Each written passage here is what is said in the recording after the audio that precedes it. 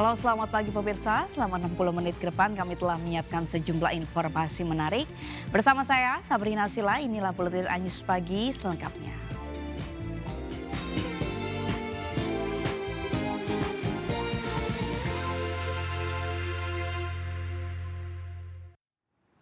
Pemirsa, puluhan pohon tumbang saat hujan badai melanda kawasan Sorowako, Kabupaten Luwu Timur, Sulawesi Selatan. Sejumlah rumah warga juga mengalami kerusakan akibat tiupan angin kencang yang melanda kawasan permukiman.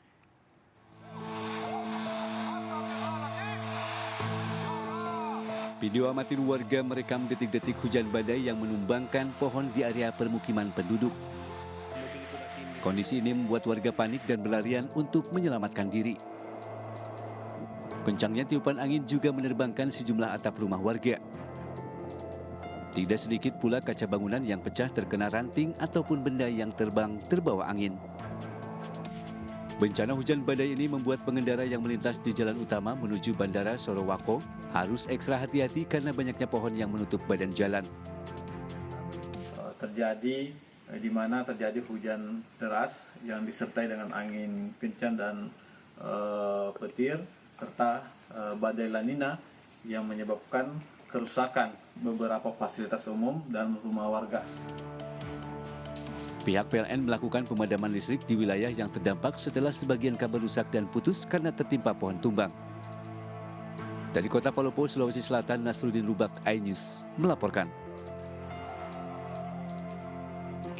Bencana tanah longsor menerjang jalan Trans Sulawesi hingga memutus jalan yang menghubungkan Sulawesi Selatan dan Sulawesi Barat di Toraja Utara. Sulawesi Selatan, aktivitas ribuan warga di 4 kecamatan terhambat. Warga dan TNI berjibaku membuka akses jalan darurat melintasi material longsor. Tingginya intensitas hujan sejak 2 hari terakhir membuat tebing setinggi 150 meter di Lembang Sikuku, Kecamatan Kapala Pitu longsor.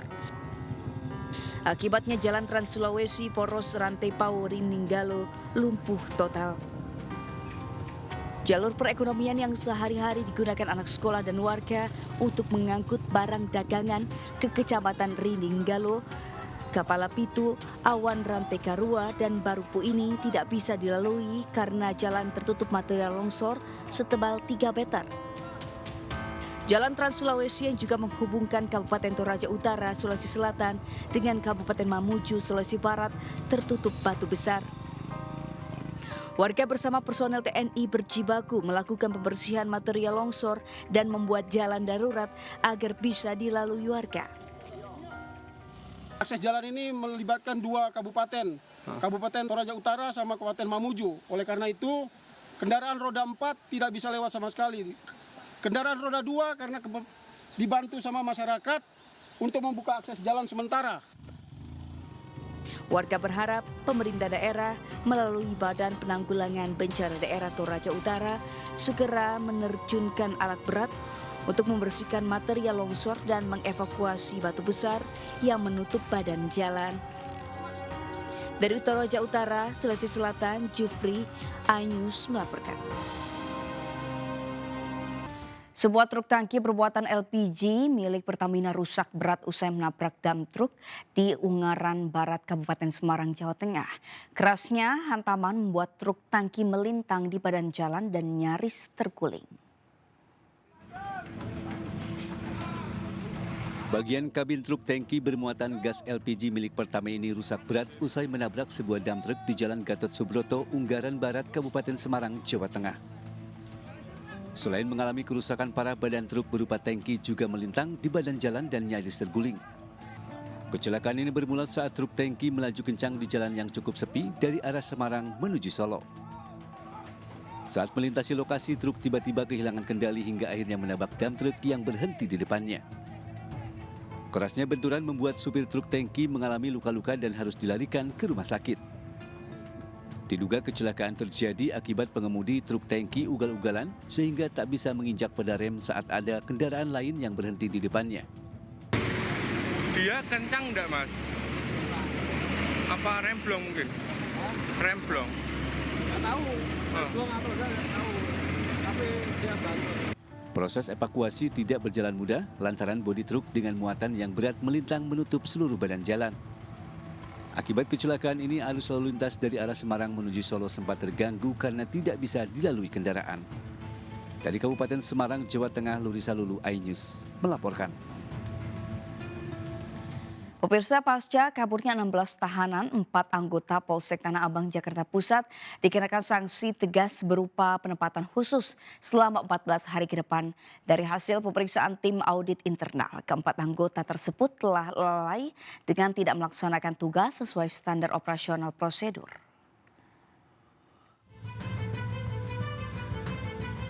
Pemeriksaan terhadap 10 personil Polsek Tanah Abang termasuk Kapolsek dan Wakapolsek hingga kini terus dilakukan tim audit internal Polres Metro Jakarta Pusat terkait insiden kaburnya 16 tahanan dari dalam sel. Dari hasil pemeriksaan secara berkala, 4 anggota diantaranya dinyatakan lalai karena tidak melaksanakan tugas sesuai SOP. Keempat anggota tersebut diberikan sanksi tegas berupa penempatan khusus dalam rangka pemeriksaan selama 14 hari ke depan terhitung mulai Jumat 23 Februari kemarin. Selain itu, keempat anggota juga diduga telah melanggar kode etik profesi dan akan segera menjalani proses sidang melalui sidang Komisi Kode Etik Polri dengan ancaman sanksi etika dan sanksi administrasi. Semua sudah diperiksa, nanti kan ada prosesnya, gitu ya. Oke. Untuk hasilnya belum berarti ya Pak? Sudah. Untuk 4 orang yang di Patsus, Pak? Sudah dipatsus semua. Ya. Berapa hari itu Pak Patsus? 14 hari. 14 Ya. hari. Untuk Kapolsek dan Wakapolsek apakah akan kena sanksi juga Pak? Ya kita tunggu dari Polda, ya tunggu dari Polda. Karena kan Pamen kan di Polda, ya. Oke, Berarti terima kasih. diperiksanya di divisi Propam Polda ya Pak? Ya di Bid Propam Polda. Keempat anggota tersebut adalah Aibtu ST, Brigadir MS, Brigadir SY, serta Aibtu SP. Seperti diberitakan sebelumnya, 16 tahanan Polsek Tanah Abang melarikan diri pada Senin 19 Februari lalu setelah memotong besi jendela selama 3 minggu menggunakan gergaji besi. Dari 16 tahanan yang kabur, 10 tahanan termasuk seorang wanita berhasil ditangkap petugas, sementara 6 tahanan lainnya masih dalam pengejaran. Dari Jakarta Pusat, Radisun Sanjaya, iNews melaporkan. Pemirsa, aparat gabungan Polsek Tambora dan Polres Jakarta Barat menangkap 3 pelaku penjualan bayi yang dibeli dengan harga 4 hingga 6 juta rupiah. Motif penjualan bayi ini karena terjerat masalah ekonomi dan suami yang tidak bertanggung jawab. 3 pelaku diantaranya 2 wanita dan 1 pria ini digelandang petugas ke Polres Metro Jakarta Barat. 2 wanita berinisial T dan IM serta seorang pria berinisial AN. Petugas gabungan Polsek Tambora dan Polres Jakarta Barat menerima laporan dari ibu kandung korban yang juga ditetapkan sebagai pelaku berinisial T pada bulan Desember 2023 lalu. Petugas melakukan penyelidikan dan mengamankan 2 pelaku yakni wanita berinisial IM dan suami Siri berinisial AN di Karawang, Jawa Barat pada Februari 2024 sebelum pemilu. Tak hanya 2 pelaku ini saja, namun petugas menemukan bayi berusia 2 bulan milik ibu kandung berinisial T. Selanjutnya petugas melakukan pengembangan dan menemukan 4 bayi yang berada di rumah ibu kandung pelaku berinisial IM di Bandung, Jawa Barat. Bayi tersebut berusia 1 bulan asal Karawang, Jawa Barat, bayi berusia 10 bulan asal Garut, Jawa Barat, bayi berusia 4 tahun asal Surabaya, Jawa Timur, dan bayi berusia 1 tahun asal Semarang, Jawa Tengah. 5 bayi ini dibeli dengan harga bervariasi dari 4 juta hingga 6 juta rupiah. Motif penjualan bayi ini karena terjerat masalah ekonomi dan suami yang tidak bertanggung jawab. Kemudian atas kesepakatan kedua belah pihak antara saudari T dengan saudari EM ini disepakati EM akan membayar sejumlah uang sebesar 4 juta rupiah kepada saudari T dengan janji beberapa hari setelah bayi dibawa uang akan dikirim sisanya sebesar 2.500.000. Ketiga pelaku terjerat pasal tindak pidana penjualan orang dengan ancaman hukuman 10 tahun penjara. Dari Jakarta, Miftahul Gani, iNews melaporkan. Pemirsa, aparat kepolisian menggerebek kampung narkoba di kawasan permukiman pinggiran Sungai Kota Medan, Sumatera Utara. Sempat mendapatkan perlawanan dari keluarga pelaku narkoba, polisi akhirnya mengamankan 5 orang pengedar sabu berikut barang bukti narkoba jenis sabu.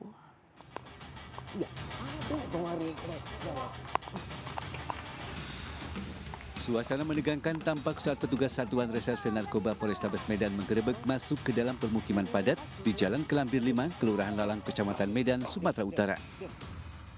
Satu persatu para pengedar narkoba yang sudah menjadi target polisi langsung diringkus. Sempat terjadi perlawanan dari warga dan keluarga pelaku yang menantang polisi. Satu orang pelaku narkoba nekat terjun ke sungai saat berusaha menghindari penangkapan. Namun petugas tak pandang bulu dan terus bergerak cepat. 5 orang pengedar berikut barang bukti narkoba jenis sabu, timbangan elektrik, dan alat hisap diamankan petugas. Penggerebekan dilakukan menyusul laporan masyarakat yang resah atas peredaran narkoba secara terang-terangan, sekaligus bentuk komitmen polisi untuk memberantas narkoba. Merupakan kegiatan rutin ya, di mana setiap minggu diupayakan bahwa kita akan selalu melaksanakan gerebekan narkoba sebagai bentuk keseriusan Polrestabes Medan dan jajarannya untuk menangani masalah narkotika yang akhir ini memang masih marak. Kelima pelaku narkoba diamankan ke Mapolrestabes Medan untuk menjalani pemeriksaan dan dijerat pasal narkotika dengan ancaman hukuman lebih dari 5 tahun penjara.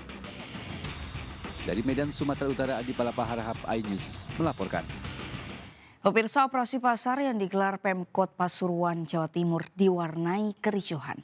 Bahkan seorang balita hilang saat ditinggal ibunya antri beras bersama ratusan orang berjam-jam. Karyawan Disperindak Pemkot Pasuruan menggendong balita usai terlepas dari ibunya saat antri beras di Gor Untung Suropati, Jalan Sultan Agung, Kota Pasuruan. Balita jenis kelamin laki-laki belum diketahui identitasnya hilang selama 3 jam lebih dan berhasil ditemukan oleh salah satu emak-emak yang membeli bahan pokok. Meski begitu, ibunya tak mencari buah hatinya karena berusaha keras mendapatkan kebutuhan bahan pokok. Usai diumumkan lewat pengeras suara, ibu mengambil anaknya dan dibawa pulang ke rumahnya. Ibu ini tak bisa menyembunyikan kegembiraannya selain mendapatkan beras dan anaknya berhasil ditemukan dalam kondisi selamat. Mereka rela antri berjam-jam hanya untuk membeli 10 kg beras jenis medium dengan harga Rp51.000, minyak goreng Rp13.000 per liter, gula pasir Rp16.000, daging ayam Rp30.000.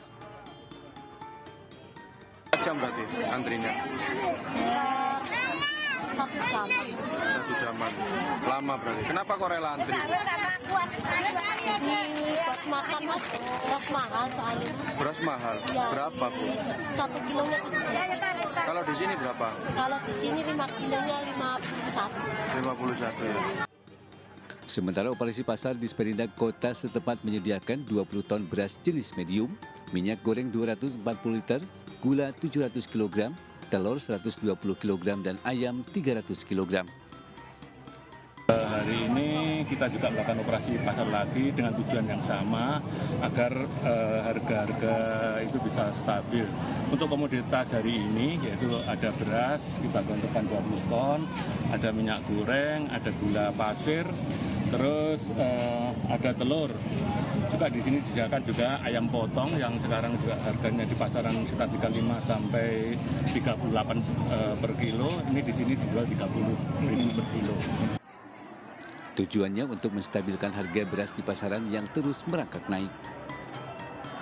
Rencananya operasi pasar ini akan kembali digelar jelang bulan puasa. Dari Pasuruan, Jaka Samudra, iNews melaporkan.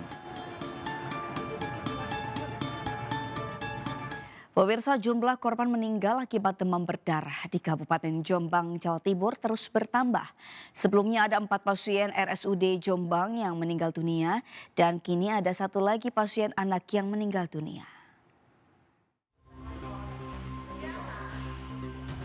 Serangan demam berdarah terus membuat warga di Kabupaten Jombang, Jawa Timur resah.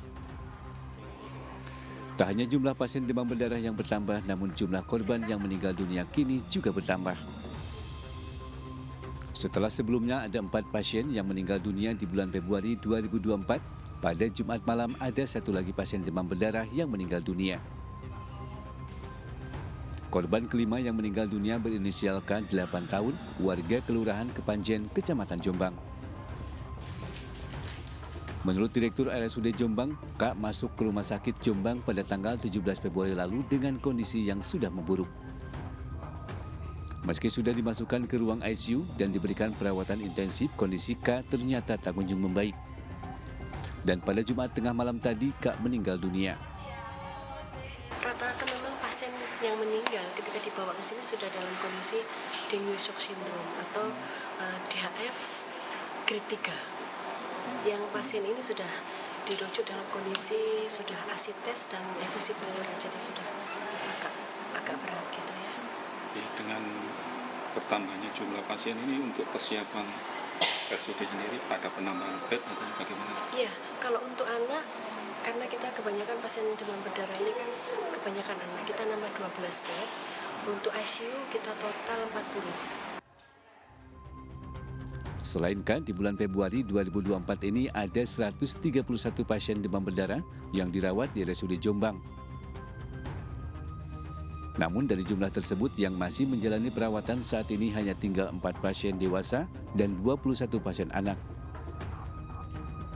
Agar jumlah korban demam berdarah tidak terus bertambah, pihaknya menghimbau masyarakat agar ikut proaktif melakukan antisipasi dengan menjaga kebersihan lingkungan masing-masing, terutama kamar mandi agar tidak menjadi tempat tumbuh kembangnya jentik nyamuk. Dari Jombang, Jawa Timur, Muhtar Bagus, iNews melaporkan. Seorang pria warga Kecamatan Kaliwungu, Kabupaten Semarang, Jawa Tengah telah seminggu hilang usai melaksanakan tugas sebagai saksi partai pada pemilu 14 Februari lalu. Proses pencarian dilakukan petugas tim SAR gabungan di dalam hutan Samirono, tempat sepeda motor korban ditemukan, namun belum membuahkan hasil. Relawan bersama tim SAR gabungan diterjunkan ke lokasi orang hilang di dalam hutan Samirono, Kecamatan Getasan, Kabupaten Semarang. Proses pencarian dilakukan di hutan Samirono karena di lokasi tersebut ditemukan sepeda motor korban. Meski proses pencarian tidak menemui kendala, akan tetapi selama proses pencarian hingga radius 2 km dari lokasi ditemukannya sepeda motor korban, tim SAR belum dapat menemukan petunjuk akan keberadaan korban. Korban atas nama Joko Purnomo, warga Kecamatan Kaliwungu, Kabupaten Semarang, dinyatakan hilang usai menjadi saksi partai pada pelaksanaan pemilu 14 Februari lalu. Setelah menjadi saksi pemilu, korban lalu pergi meninggalkan rumah dengan alasan ingin pergi bersama temannya. Hingga beberapa hari berlalu, korban tidak kunjung pulang ke rumah. Istri dan keluarga korban kemudian membuat laporan ke polisi. Untuk pencarian sampai hari ini masih nihil, akan diupayakan lanjutan untuk besok. Kita lanjut kembali. Kita penyisiran dengan kegiatan open grid, kita menerjunkan 7 SRU yang terbagi ada beberapa area titik-titik yang kita curigai dan sudah dilaksanakan penyisiran, namun masih nihil.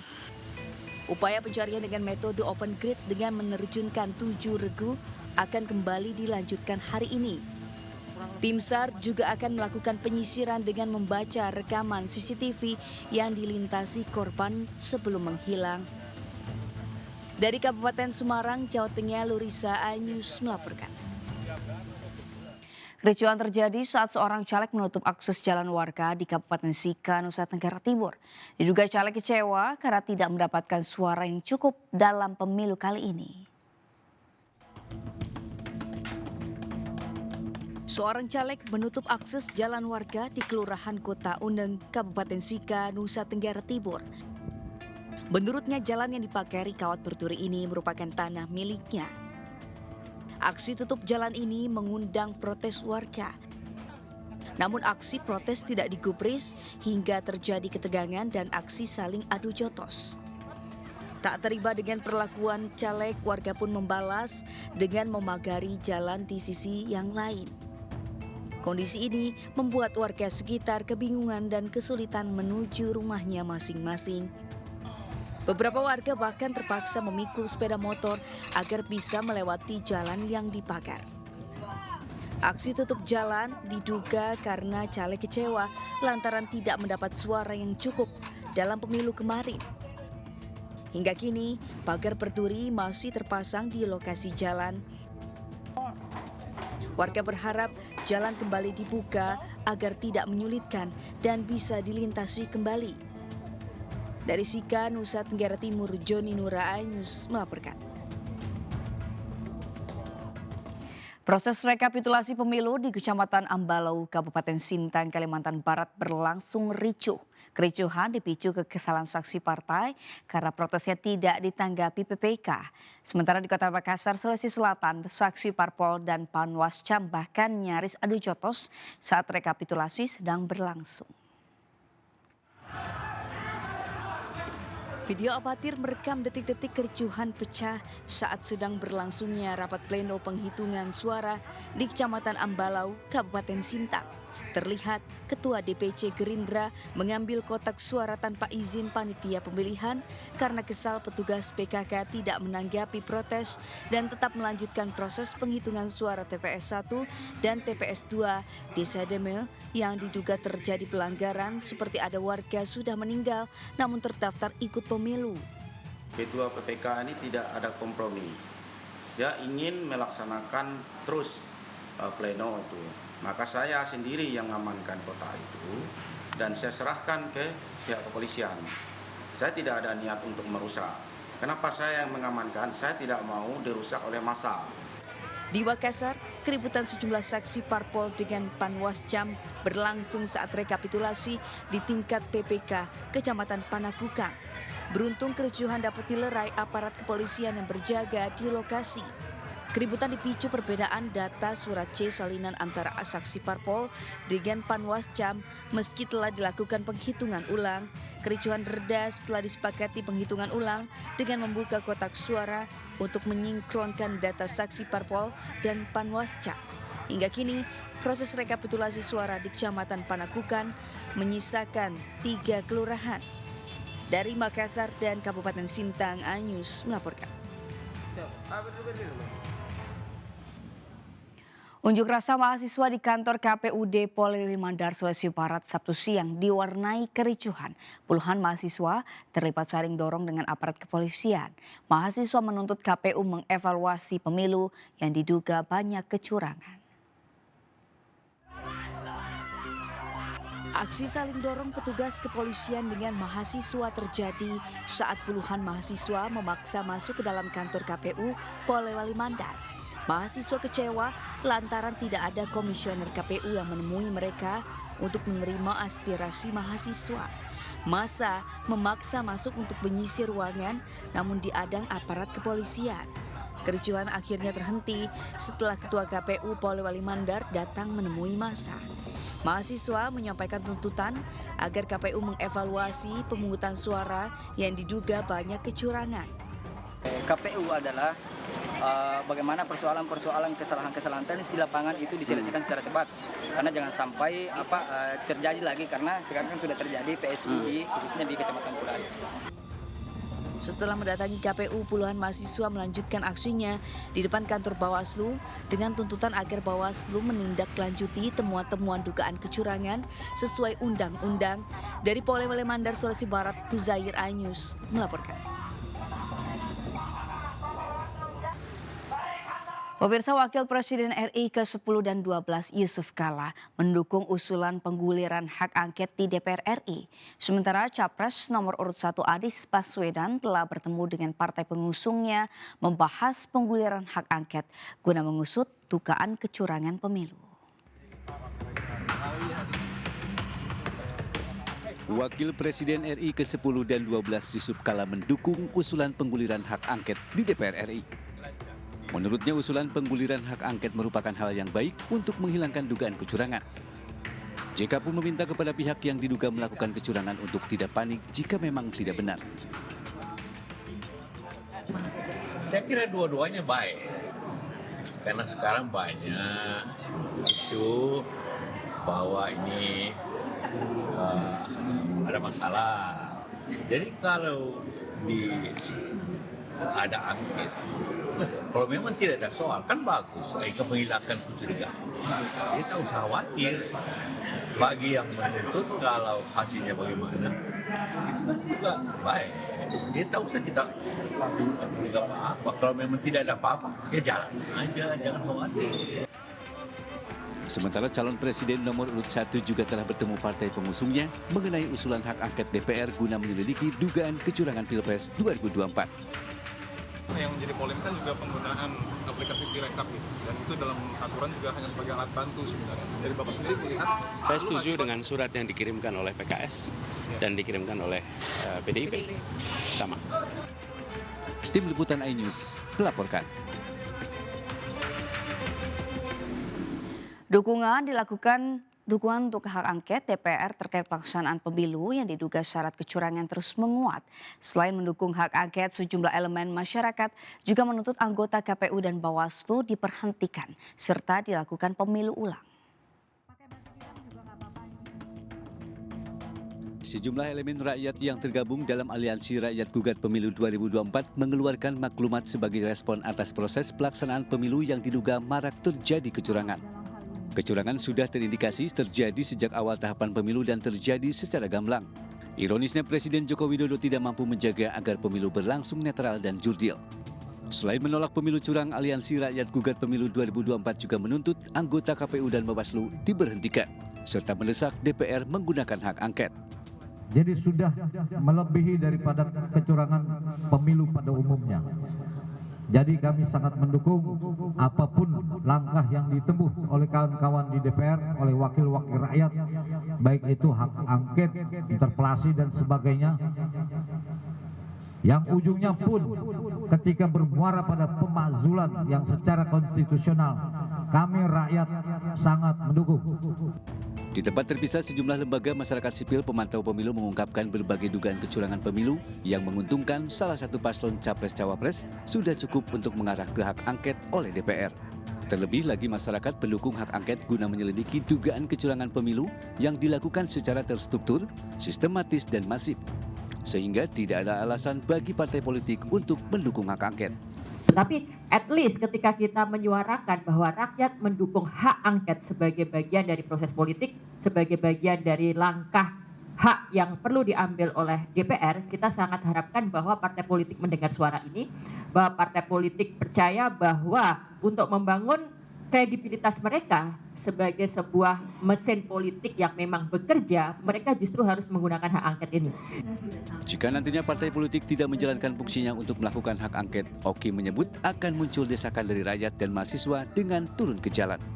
Dari Jakarta, Tim Liputan iNews melaporkan.